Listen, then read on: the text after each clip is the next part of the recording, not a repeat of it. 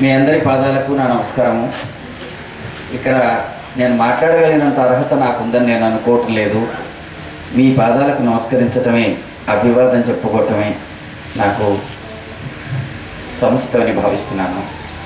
నాకు గొప్ప అవకాశంగా నేను దీన్ని భావిస్తున్నాను. అందుచేత మొట్టమొదట స్వాముల వారికి, మనందరిలో ఉండే మలయాళ స్వాముల వారికి, ఇక్కడ ఆశ్రమాధిపతి వారికి, విద్యాప్రకాశానంద స్వామి పెద్దవ స్వామి వారికి, సముద్ర లక్ష్మయ్య గారికి, అన్నిటికంటే ముందు ఇక్కడ కూర్చునే అవకాశాన్ని ఇప్పించినటువంటి మా ప్రియమిత్రులు మునిరత్నం గారికి నా శతసహస్ర వందనాలు, కృతజ్ఞతలు.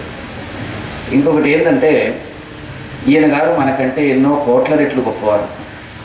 ఈయన చిన్నతనంలో వీళ్ళ తండ్రి ఈయన చూపు పోతుందని భావించినప్పుడు పూజ్యులు వెంకయ్య స్వామి వారు ఆ ప్రాంతానికి వస్తే తీసుకెళ్ళారు. ఆయన అందరూ ప్రశ్నలు చెప్పుకునేవాళ్ళు అనుకునేవాడు. ఆయన చెప్పాడు, బాబు మీ అబ్బాయికి చూపు రాదు, కానీ అతనికి చూపు అవసరం ఏందయ్యా, ఒళ్ళంతా జ్ఞానరాశి అయినటువంటి జ్ఞానం ఉన్నది, 4 కళ్ళు 8 కళ్ళు 100 కళ్ళు ఉన్నాయి అని. వాళ్ళ నాన్నగారు ఏమనుకున్నారంటే ఈ అబ్బాయి ఎలా జీవిస్తాడో అని ఆయన్ని ఇక్కడే సన్యాసి చేసి ఈ ఆశ్రమంలో ఉంచాలని భావించారట. అయితే ఆయన వెంకటేశ్వరం చెప్పారట, అది వద్దు, ఆయనకు సంసారం ఉంది, అద్భుతమైన జీవితం ఉంది, మీరు అలా ఆలోచించవద్దు అని. దాని గురించి అన్వేషిస్తూ నాకు ఈ ప్రియమిత్రుడు దొరికాడు. నేను ఈయన చూసుకొని మనందరికీ కళ్ళున్నందుకు ఏమి సార్థకత చేయలేకపోతున్నామని ప్రతిక్షణం అనుకుంటాను. ఈయన గారికి ఈ కళ్ళకు బదులుండే కళ్ళు చిరంజీవి కల్పన సార్, అమ్మాయి కల్పన. ఈయన ఎంత ఉత్తముడు అంటే, ఉదారవాది అంటే, సంస్కరణవాది అంటే, తన భార్యను ఇటీవలే PhD అందుకునేలాగా ప్రోత్సహించిన అద్భుతమైన సంస్కర్తవి.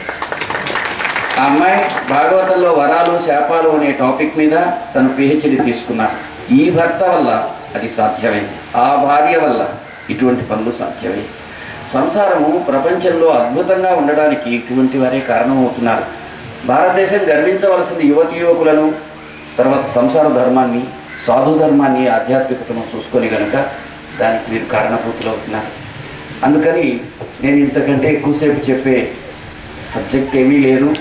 భగవంతుడు ఇంకా దయతలిస్తే ఇటువంటి మహానుభావులకు సంబంధించిన విషయాలను ప్రపంచం చివరిదాకా చెప్తూ ఉండాలి అనేది నా ఆశయం.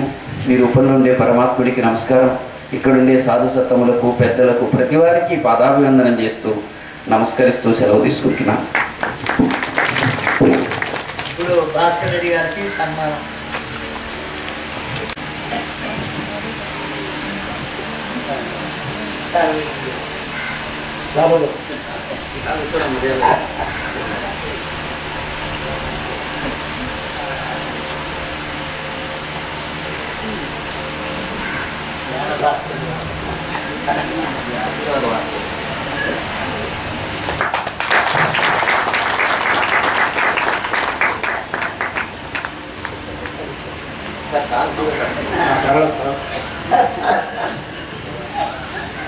ఇప్పుడు శ్రీ విద్యా